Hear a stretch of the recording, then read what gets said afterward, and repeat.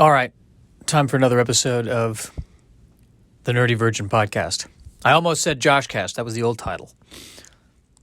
But I've changed it to the Nerdy Virgin Podcast because it more accurately describes what is happening here. Granted, I did lose my virginity, but I was 32 years old, and that event occurred, 7 years ago now? So I feel like Nerdy Virgin still adequately describes what is going on all around in this situation. And I want to, I've been wanting to talk about this for two podcasts, but I was sidelined because I recorded the last two podcasts while walking from North Hollywood to Burbank. If you have nothing better to do with your life, nothing better to do, you should listen to that collected hour and 36 minutes of me just rambling as I walk through North Hollywood to Burbank. I was holding a bike helmet while I was walking because I thought, well, if I get tired, I'll get one of those scooters. I never got quite tired enough to get one of those scooters. But anyone passing by would be seeing me talking into my phone like I'm holding it like a dictaphone, like I'm one of those like the first episode ever of Twin Peaks where Kyle MacLachlan's talking into to his little cassette recorder. I'm doing that while holding this neon yellow bike helmet, just holding it, just like I've just been thrown out of a tiny apartment, and I'm taking all my possessions, aka a laptop case and a bike helmet, and I'm just trying to find my way through life. But anyway, so I recently watched Titans, which is an HBO Max series.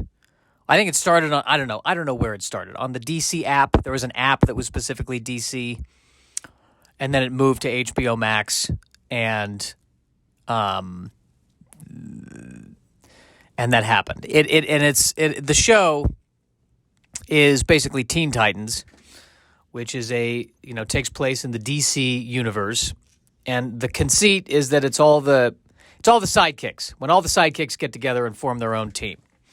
So Robin is the leader, and you've got the other Robin, and you've got Wonder Girl, who's the sidekick of Wonder Woman, and what have you. And it's another one of these 10-episode, serialized limited series. I don't know if it's limited. I don't know what the difference is between a limited series and a series anymore. But it's a 10-episode serialized series. I think there have been two seasons. I binged watch the whole first season. And I want to say, before I get too deep into this, I enjoyed the show, and I can prove it because I actually did watch the entire first season. And if I don't like a show, especially a serialized show, I can't watch it. I just can't do it. So, I'm about to make some jokes at the expense of Titans, but I want anyone involved with Titans who might be listening, one of the 12 people who listen to this podcast, I just want you to know this is coming from a place of love. This is coming from a place of love. Because it was a pretty solid series. Before I go too much farther into it, the one thing I really wanted to... the one thing about it I really loved was, and I need to look up her name, the woman who played Starfire. And the way that they handled the character of Starfire was really cool to me. And let's see, her name... Hang on, I'm going to imdb.com. Typing in Titans. It's searching for it. Ba, ba, ba, ba, ba, ba. Anna, oh God, I hope I don't destroy your name. Anna Diop, I think. Diop. Anna Diop. Or Dop. Diop? I think it's Diop. Anna Diop, who played Corianders, a.k.a. Starfire. For me, I thought she stole the series. And here's what I love, because she's playing a character who is, in the comics, an alien. And in other iterations of Titans, a.k.a. the cartoon versions, she's played not necessarily badly, but she's played in a manner that I see a lot of aliens played, which is, first of all, they speak perfect English, and they like almost British, and there's almost a roboticness to the delivery that, I am new to this world. I don't understand. You eat this thing called pie? What is this? And it's very, the idea being that they're, new to the planet and that they don't quite sound like they've been here for for their entire lives. And so but it sometimes feels to me like it kind of devolves into just a vague, well, okay, if they're coming to Earth for the first time, how come their English is too perfect? It's weird. And what I love about how Anna played the character is there was none of that. I mean, she acted human with a sense of humor and emotions and a great, almost kind of like an irony, like a detached, ironic attitude. Like, am I seeing this? Is this happening? Really? Without having to play up the alien. And I thought it was a way, and what I loved about it was that they stayed true to the character without doing, a repeat of what was done with the character. So they stayed I felt like they stayed within the realm of the character and who the character was and what the character represented, without, but at the same time, I thought it almost, they found a new spin on it, but it wasn't, how do I put this? They found a new spin on it, but it didn't, they found a way to, they found a new spin, but without reinventing. Ooh, I like that. There you go. There it is. New spin without reinventing. Yes. Don't I sound smart? And actually, and like all of the acting was quite good. I mean, it had a little bit of the look of the little bit of the look and feel of a WB series, but because it's on the HBO Max and they can be R-rated, so they're dropping the F-bomb a lot. And by the way, I think this was co-written by Akiva Goldsman, who was the writer on Batman Forever and Batman and Robin. And this feels very much like Akiva really trying to atone, because this Robin curses quite a bit. He curses a lot. He beats people up. I think he kills a few people. This is it's a tough Robin, who also has the throwing stars, but they are in the shape of the R. And here we get to the first thing that kind of bothered me. The R-shaped throwing stars kind of bothered me. I don't know why. I mean, Batman has, bat-shaped, the batarangs, which are bat-shaped throwing stars. I guess that makes more sense to me because a bat is already kind of designed to fly through the air. But an R, I don't think R's can fly. You heard it here. Of all the letters of the alphabet, R feels more like a land-based letter. I mean, what are the letters that can fly? Well, probably an S. certainly a W. The stuff with a bit more symmetry. But an R, that's tough. On the other hand, maybe I am being too close-minded about the letter R. Maybe there are no limits. Maybe what we're talking about when it comes to the letter R is, in a word, remarkable.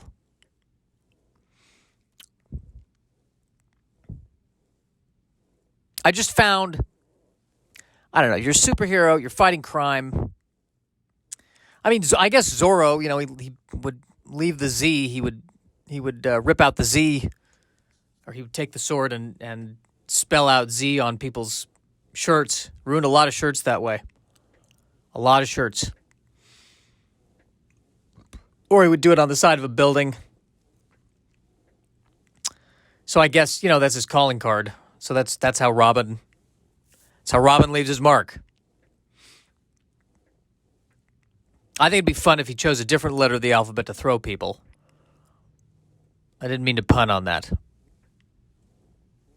He throws it and someone's like, is this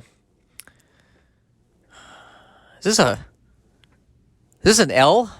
That's right. But I thought you were Robin. That's right. How does the L fit into this?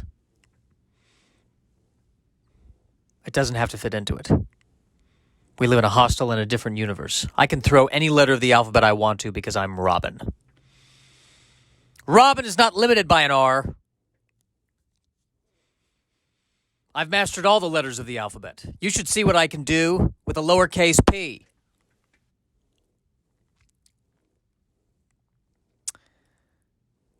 Oh, and now the thing about Robin, which I wish they had reinvented, or at least I wish they had put a new spin on this. The thing about Robin, like many of the superheroes, is he puts on a quote-unquote mask, but it only covers the area around his eyes, not the rest of his face, not the chin, not the cheeks, not the lips, not the nose. And somehow people don't know that he's Robin. It's a half a step up from Superman and the glasses. And there's a line in this series where he says, I can't be Robin anymore. Why can't you be Robin anymore? Because when I put on that mask, I become a different person. And I can't control what happens. So in other words, what you're saying is when you cover the bags under your eyes, you become a monster. Pretty much, yes. All right, got it. When you basically do the equivalent of what a football player does by putting some black smudges on your cheeks, you turn into a soulless, blood-soaked wraith of the night. I know where he's been. I know I can understand this character because when I put on my bike helmet and I look in the mirror, I don't know what I see. I don't know who this person is. I don't know what kind of creature is staring back, but it's not something I want in my life. So I had to burn the bike helmet. I had to burn it. I had to turn a corner.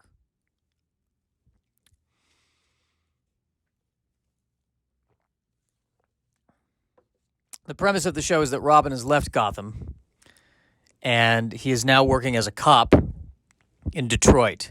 And I think this was meant as a joke, which I enjoyed. But the fact is the Detroit cops are talking about he's from Gotham. Oh, my God. The idea that Detroit is a step up from Gotham, I find to be kind of humorous. And you know what? I've never been to Detroit, so who am I to judge Detroit? But I do think that Detroit has a bit of a reputation. But the idea that it's no Gotham. but he's a cop. That's what he's doing. He's decided to become a cop, and I love that he's become a cop because now we begin to transition into the conversation that I want to have with you, which is called "What Happens When They Decide to Make a Superhero Story into a Series," and the kinds of things that they need to do because they don't have the budget of Avengers Endgame, and they got to stretch this thing over 10 hours of TV. And I feel like the number one move whenever it's a series is make them cops. Make them cops. Put it in a police station.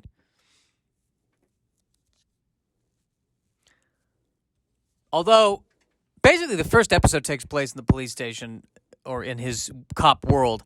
And then after that, they're driving all over the Midwest. He basically goes on the run with Raven, who we'll get to in a moment. And this is a cop who, I mean, I never see him put in for a leave of absence. He just leaves.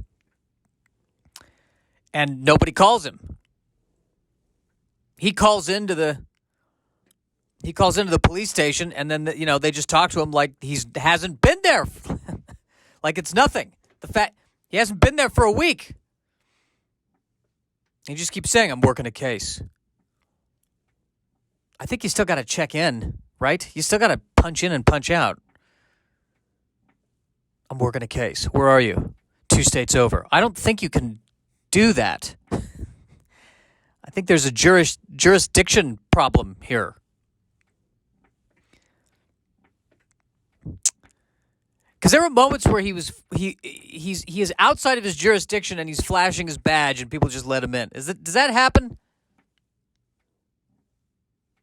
It's okay, I'm a police officer. Yeah, but this is California and you're from New York. Unless this is a Die Hard situation, you can't just walk into the crime scene. Unless you're John McClane, we're not allowing it.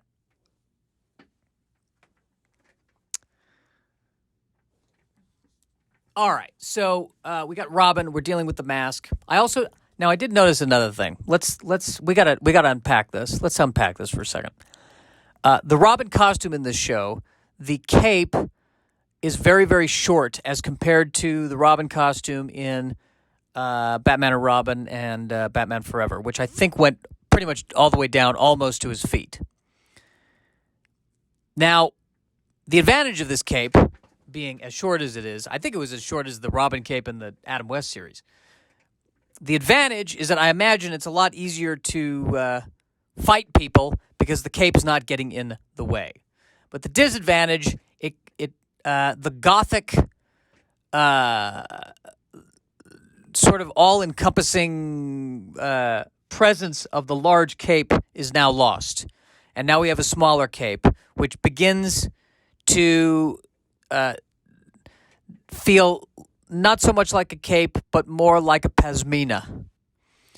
And you know what? Why not fight crime in a pashmina? What's wrong with that? Is that a cape? It's a pashmina, Joker. You may laugh about the citizens of Gotham. You may laugh as you destroy our faith in humanity. But one thing I will not allow you to laugh at is my pashmina.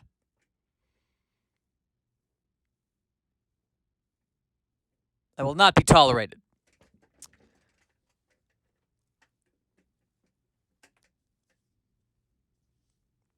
So this is, as I said, it's the thing about a superhero series that always gets me is if it were a movie or a comic book, they would just get to the battle. They would get to the action. Not to say that movies and comic books don't necessarily go as deep as a series can go, which they do too. But I mean, Avengers Endgame, you see the battle. When it's a TV series, the battle is usually the last 5 minutes of a 1-hour show, and then everything before that is conversations about the battle that often involve dialogue like this. Remember what I said earlier? I was wrong. or conversational snippets like this. No. This one I got to do alone.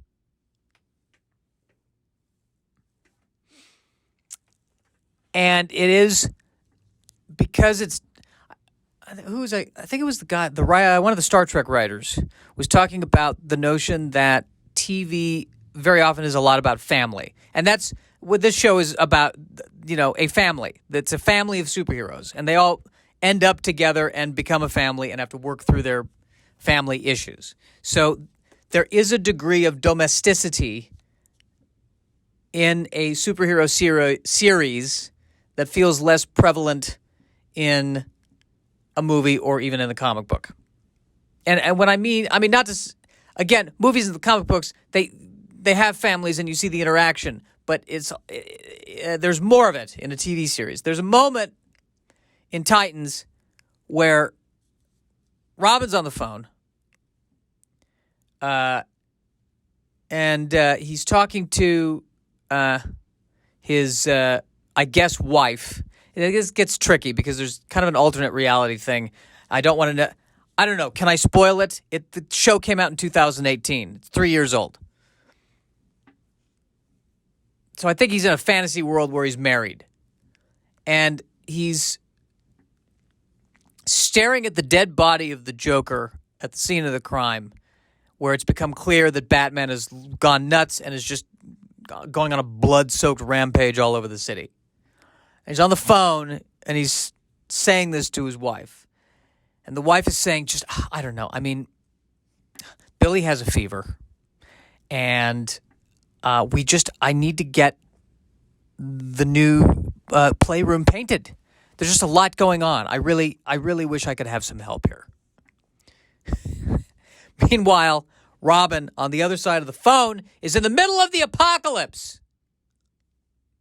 Gotham City has fallen. Batman has fallen. Potentially. Millions of lives are at stake. Honey, I just really wish you'd come home. I mean, this is a moderate-sized room, honey. Do you know how long it's going to take to paint it? Darling? It was a weird moment. That's all I'm saying. Weird moment. What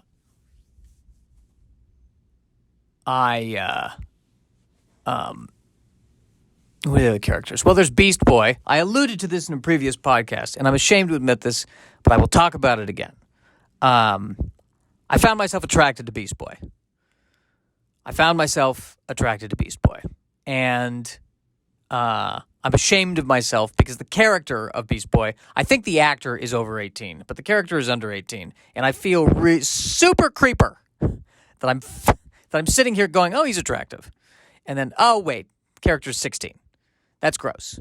Because I don't want to be with anyone that age. Way. Well, aside from the fact that it's illegal, I don't even think I belong with anyone in their 20s. I'm 39, people. I'm 39. I don't belong with people. Here's my rule. I can only be with someone who's old enough, and I know that they're old enough. I know that they are of age, of the proper age, of the appropriate age. If, when I look in their eyes, I see the dream dying. I think there needs to be a certain number of size of quiet desperation per minute for me to know that you're the right age for me. That's what, because I don't want to necessarily throw out arbitrary numbers. You don't see that kind of thing in people in their 20s. So, usually. But yeah, I'm freaking out that I'm finding someone attractive who is probably, well, I guess I can look it up right now. I mean, I have IMDb open.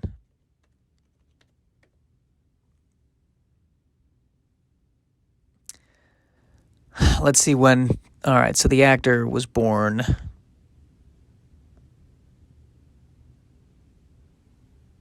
1995, 05, 15, 16, 17, 18, 19, 20, 20. Oh, he's 26 years old. Okay. All right. I don't feel so creepy. 26 is still on the young side, but I don't feel as creepy. But he's playing 18.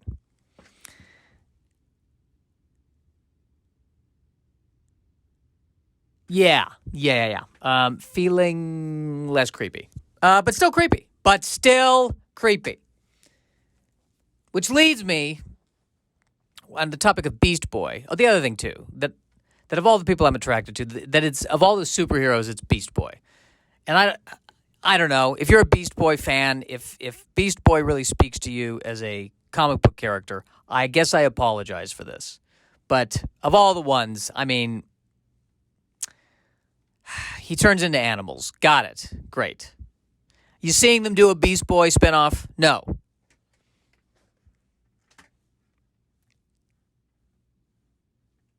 Does Beast Boy grow up into Beast Man who's in He-Man? Is that how that happens? Is that how that works? That's got to be tough. Look, I'm 25 years old. I want to call myself Beast Man. Well, you can't. You got a He-Man henchman who has Beast Man already. It's been taken. All right, what about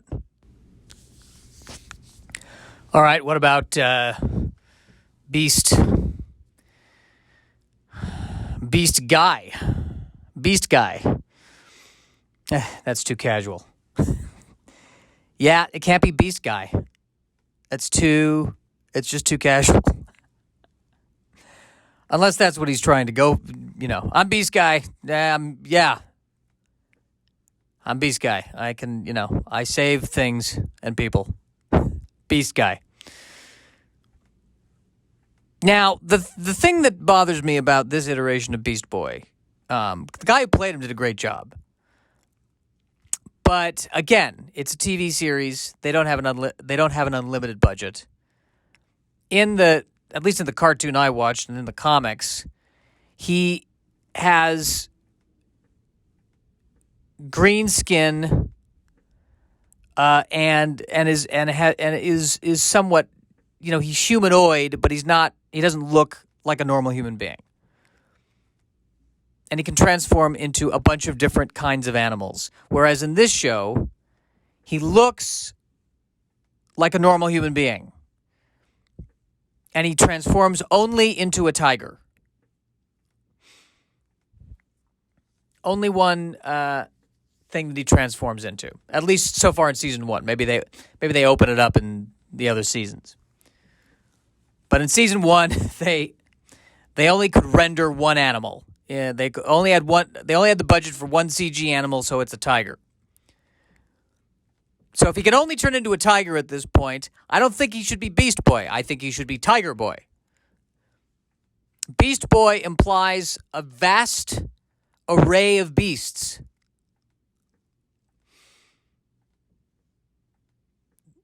If the name is Beast Boy, the implicit agreement that you and I are making is that you are going to show me a multitude of beasts.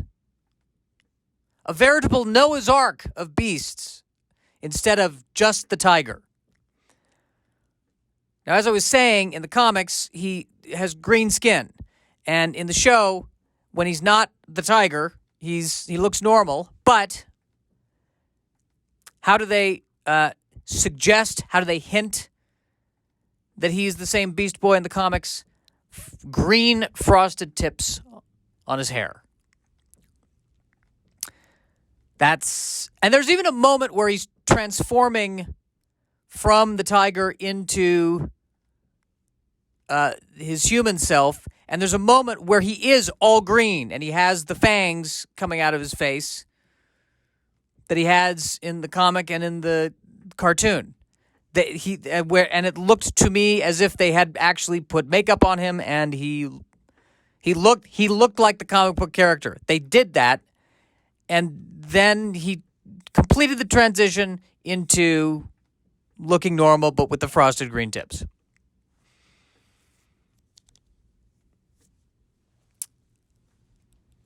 And this is, I don't know, this is where sometimes I get a little irritated with the limitations of a television budget. This is getting into the realm of Star Trek, where we meet the aliens, and how do we know that they're aliens? They are wearing togas.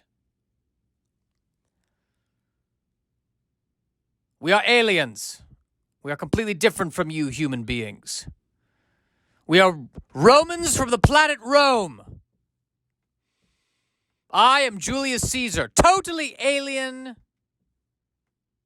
to the human race. Nothing remotely similar.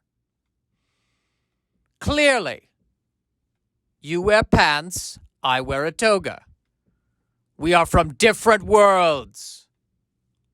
I, Julius Caesar of the Romans from the planet Rome, look and feel nothing like a human being.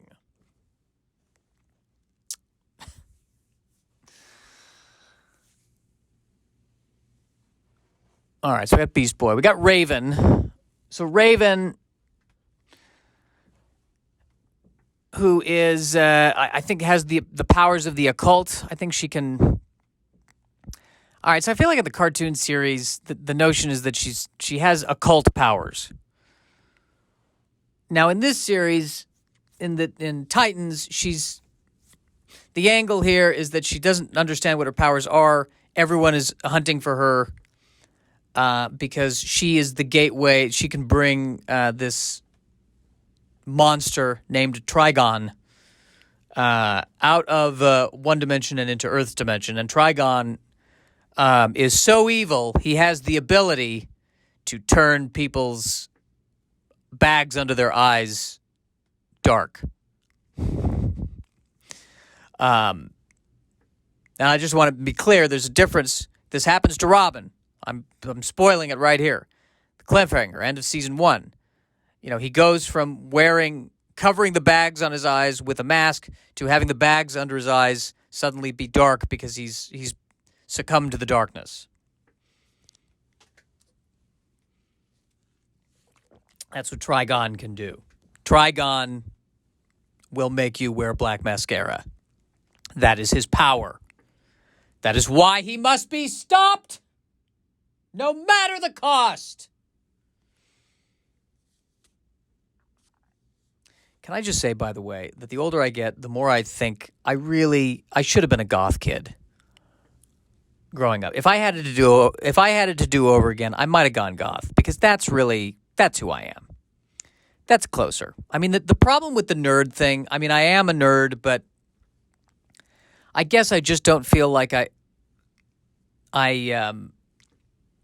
wasn't really as sciencey, not very sciencey. I got a 3 out of 5 in AP Physics. All I remember them saying is that if I take the AP Physics test and I recopy the problem and start to solve it, I will get partial credit. That's not... Is that a nerd? That's a low rent nerd. But in terms of depression and believing that there is a hostile in a different universe, I'd kill it as a goth. I would kill it as a goth. That said, I don't know that I would want to wear all black. I came close to wearing all black, but I don't want to. I think I'd stop there. I don't know if I'd want to do the makeup. And nothing against people who do the makeup. I just don't want to do the makeup because I'm lazy. That would be the one thing that would be keeping me from goth. I mean, I remember they have I remember the black lipstick and the mascara, which requires a bit of artistry, which I don't really have that when it comes to. I wouldn't be able to do the makeup well. I would look terrible. I think the goths would go, listen, we get that you believe that there's a hostile in a different universe, but you're destroying the aesthetic for what we're trying to go for here. So I think you're going to have to stay with the nerds. You're just going to have to be a lesser nerd. You're going to be the dark nerd. That's who you are. You're the dark nerd. Go be the dark nerd. The dark nerd. But Raven, has the ability of the occult, and how, I don't know, they manifest it in a weird way in this, which is that she seems to vomit up some kind of dark energy that seems like a cross between dark energy and brake fluid, and that's what attacks people. And there's a scene where they're all together for the first time, and Robin is starting to train them, and he says, I need to see what you can do with your powers. And they're in a barn somewhere. They're on the run. They're in a barn. And at one point he asks Starfire to use her Starfire powers to blow up a tractor in the barn. Doesn't the barn and the tractor belong to somebody? There's never a moment where the farmer walks in on them throwing fireballs at his stuff, and he's going, What are you doing? Are you out of your mind? I need that to survive. Without that tractor, I'm going to lose the family farm. And you're the heroes? This is ridiculous.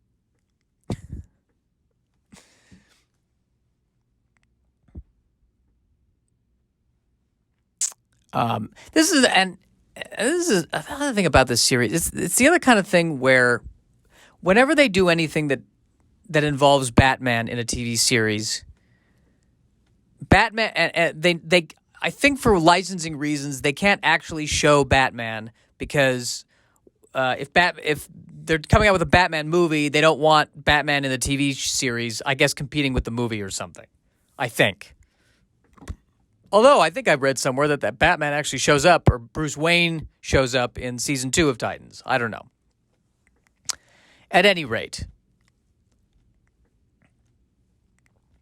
Batman is always alluded to but never seen, which is a shame because that's really the only reason why I'm there.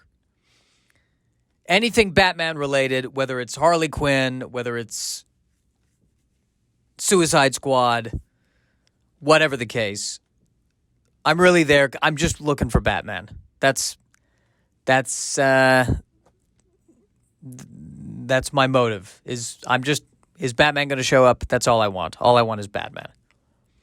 I'm sitting there through Aquaman. I know that Batman is not going to show up in Aquaman because I've read the summary of Aquaman. But a part of me is sitting there going, it'd be great if he just swung in for a moment.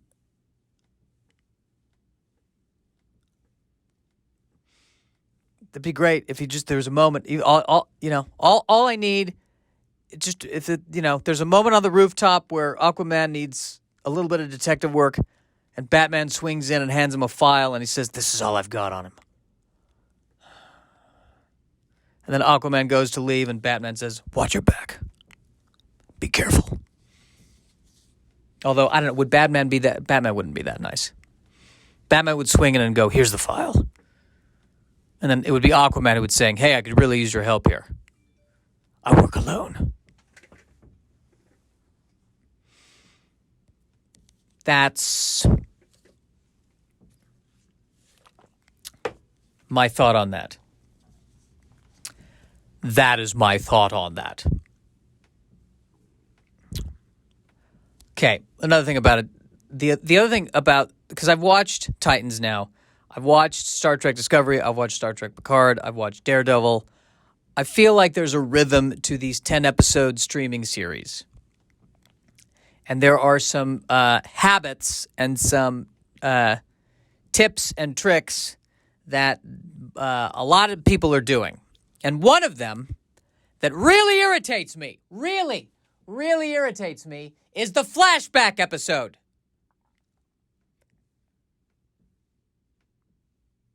Listen, I understand.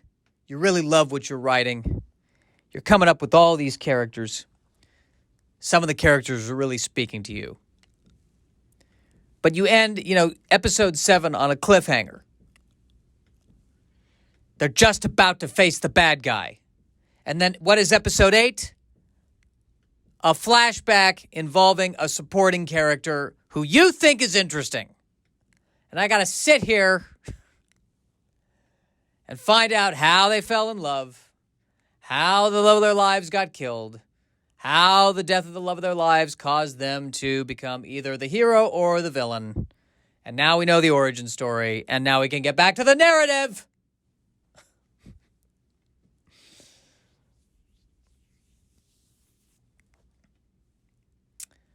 Especially when if the flashback is a superhero origin story, people, we know how superheroes became superheroes. The origin story has been done. The only origin story I want to see, the only origin story would be a superhero who became a superhero because they had no tragedy. And it wouldn't even be an origin story. It would be one scene where, he's just sitting there drinking coffee. And he's like, you know what? I think I'll fight crime. And that's the origin story. That's the only origin story I want to see because I haven't seen it yet. We get it. We get it. Your insert significant other here was killed. And you're going to turn that pain into theoretically constructive, realistically destructive habits. We get it. We're on board. I'm tired of the flashback sequences. Move the plot forward.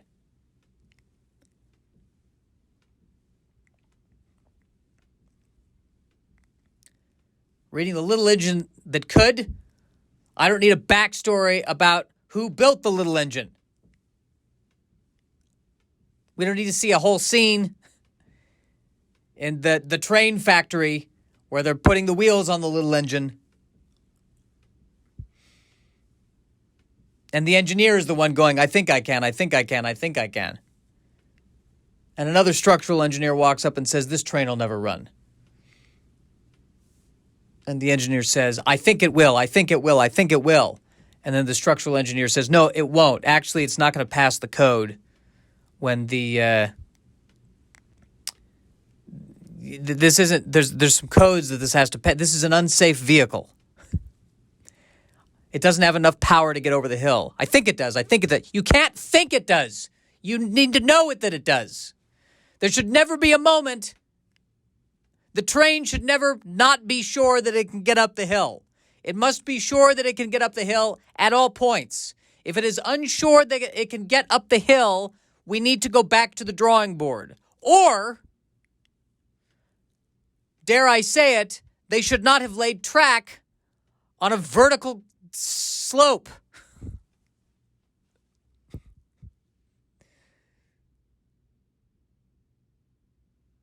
The little engine that could. How about the little train track planner that didn't?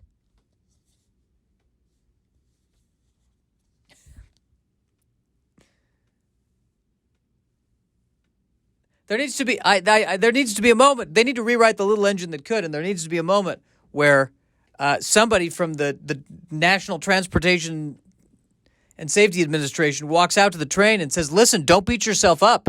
They should not have laid the track on this much of an incline. This should not have passed the inspection. Don't beat yourself up.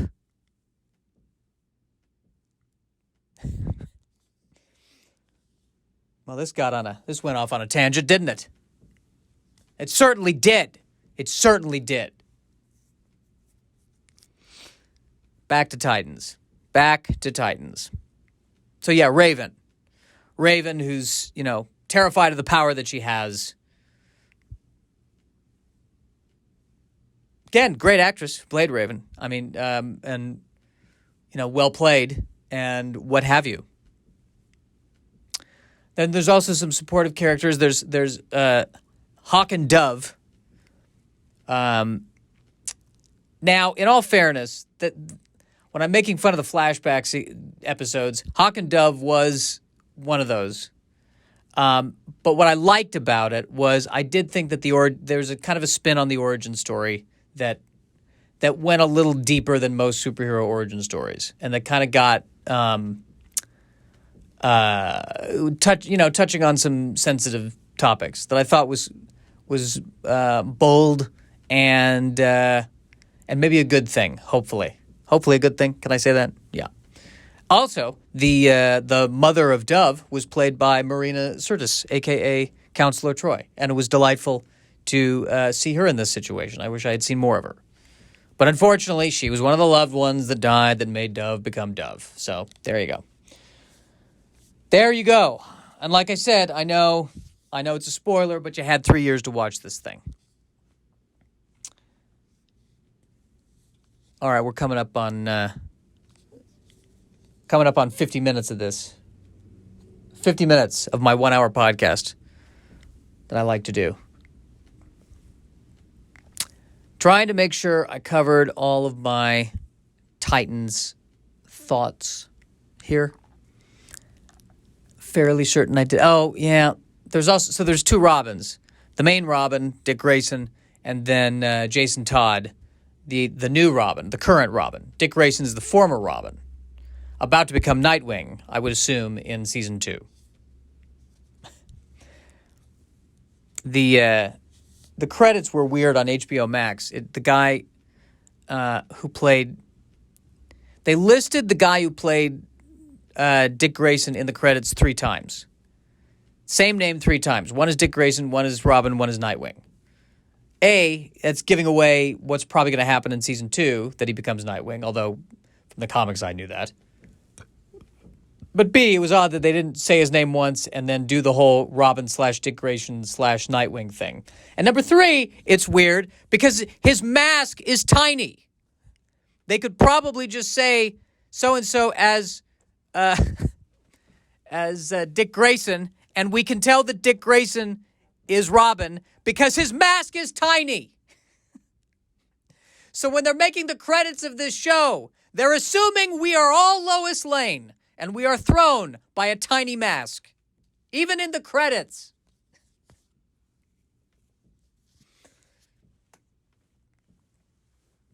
When I put on that mask, when I put in that scrunchie, I become something I don't know. I become something I don't understand.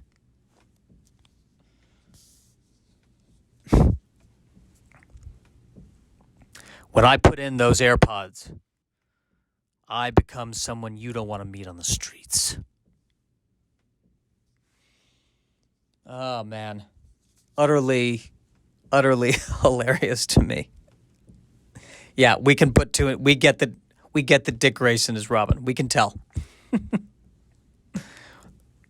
we can put 2 and 2 together.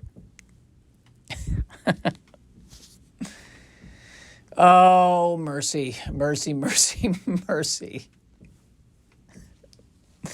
That is my new favorite thing. Let me just check over the credits for this show, Titans. Hey, I see you have Dick Grayson mentioned, but who's playing Robin? It's the same actor. Well, you better make that clear, or otherwise we're going to get phone calls. Hey, I love the guy who played Dick Grayson, but I want to look up who played Robin. I'm very confused. This is turning into a Brian Regan bit. That is so a Brian Regan bit. That is so Brian Regan what I just did. I owe Brian Regan a sandwich. But it is rather hysterical. It is truly rather hysterical. Oh, man. Hey, I'm still doing virtual shows, about to do physical shows. Please, if you enjoy this podcast, if you're one of the 12 people listening and you enjoy this podcast, please follow me on social media at Nerdy Virgin. TikTok, Twitter, Instagram, the Facebook. Actually, I might not be Nerdy Virgin on Facebook, but I'm on Facebook somewhere. Please subscribe to the podcast. I think you can subscribe on. I certainly know you can on Apple Podcasts. Please share the podcast. Tell other people about this podcast. We're a family. We're Titans. We're like the Titans. We're a family. Let's grow. let's grow together. And check my social media because I do a virtual show once a month. The next one I'm doing is May 16th, but I think this is going to air after that. Dopey me, but my plan is to do a virtual show a month and a physical show a month through Flappers Comedy Club and Restaurant. So please check into my social media and come out and see me, virtually or physically. And I hope all is well.